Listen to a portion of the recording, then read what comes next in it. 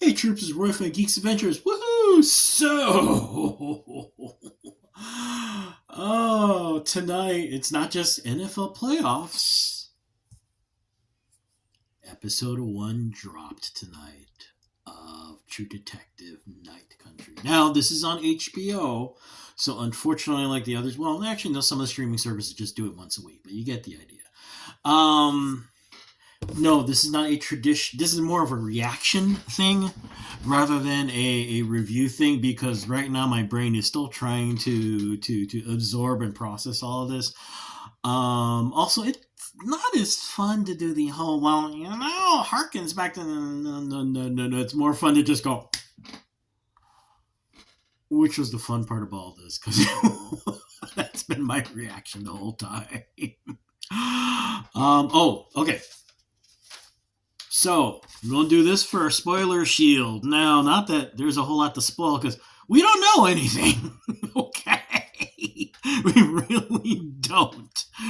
We were getting details from the first episode of the show, of course, the details, interactions between the characters, yada, yada, yada, so on and so forth. But, actually knowing anything, oh, heck no, which is part of the fun, because a lot of watching this is just going,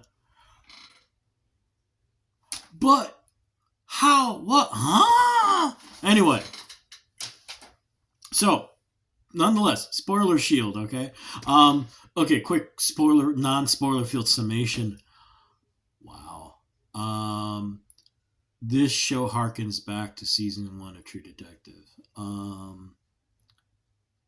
In that you've got a lot of layers of stuff being implied, bringing in a lot of the horror film aspects that were hinted at in the first season. You have two very strong characters in Danvers and Navarro. It's just awesome. Okay, are we done? Remember. All right. So, Danvers and Navarro. Their relationship years ago, they're connected with a murder case of a native activist named who is known in the area as Annie K. Call it a murder is a understatement. Basically, she just got the crap kicked out of her. It was a horrific, nightmarish moment, and it's a native woman, so you know what that means statistically, right? It went unsolved, which haunted Navarro, still does. And over time, unfortunately, also led to some major issues between the two of them.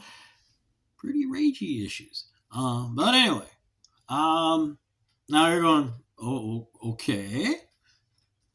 Where does the other part? We're getting there. You got the missing scientist, which brings in the other horror aspect of this whole thing, because it feels like a combination of John Carpenter's The Thing and 28 Days of Night, a little vampire movie set in Alaska like a long time ago. Was it Josh Hartnett who was in it? I think it was Josh Hartnett. Really good, actually. That was a good horror movie. Because all this, as the title of the show implies, it's not in the subtitle, like a Night Country. This is during that period where things get dark, and it's a bad sign. There's this moment where one of the, as everything starts, one of the sheriffs goes, "Yeah, but this is only the third day of the dark." It's like, oh, so things happen. And one of the things that connects everything from the Annie K case to these guys, to the scientists who are missing, delivery guy shows up there. No one's around, and it's all kind of, it's not just the generic kind of, oh great, no one's around while I'm trying to deliver your stuff to your station. No, the spidey sense of tingling in that I hope I don't die kind of way. And what really sets everything off is the fact that this guy found a tongue under a table there. And guess what Annie K had missing on their body when they found her? Neat, neat, neat, neat.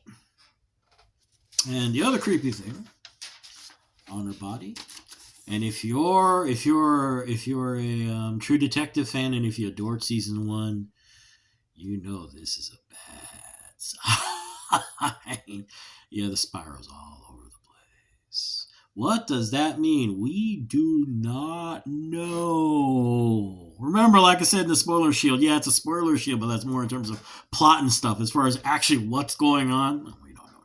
We don't know a dang thing. Except that Yule, she had a tattoo of this. Annie K did. Yeah, this is going from bad to worse. So, all this is going on, all the interesting connections, yada, yada, so on and so forth. And then, of course, finally, the delivery guy shows up. Guys have been missing for who knows how long. Well, they do find the bodies at the end of the episode. Talk about really bad flashbacks to John Carpenter's A Thing. How are the bodies found? I'm not telling you, because how they're discovered really adds to the whole John Carpenter's The Thing 28 Days of Night and the whole horror movie feel to this whole dang thing. I'm sorry if I'm being kind of incoherent on this, but simply put, it's a fun ride.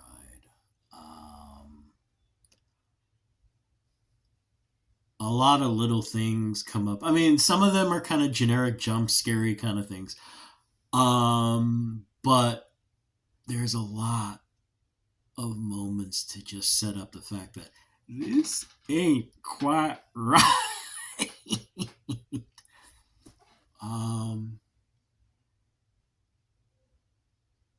This is a major tangent, but we're gonna do it anyway. Kind of hearing the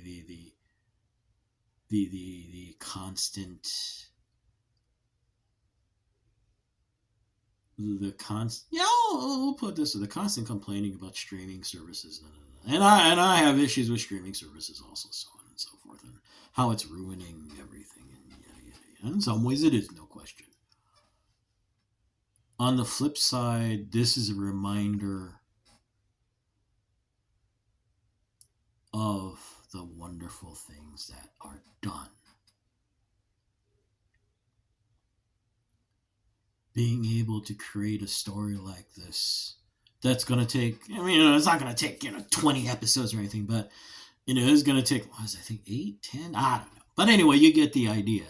You've got this compact story arc that you've got that's going in some weird, messed up, but really wonderfully creepy places.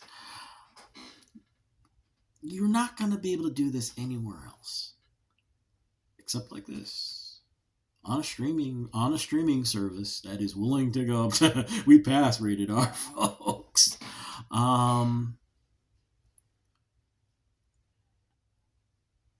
It's a chance to see a unique, different story, or at least something that is trying to take us to a different place. Granted, this place is freezing cold and apparently nightmarish and screwed up as all heck, but I think it's going to be a fun ride. Anyway, I'm going to go because it's a Sunday night and yada yada yada, and I've been at this for only 8 minutes. Cool. I had this nightmare that I'd be doing this all of a sudden going, I've been talking for 20 minutes. Anyway, I'm sorry, I'm babbling. Anyway, you get the idea. So yep, it dropped tonight. It is an hour long. Next episode is out next week, Sunday, also at 9 p.m. on HBO Max. Anyway, I'm going to go. So hey, y'all take care. May the force be with you. May the odds be in your favor. And as always, be good to each other.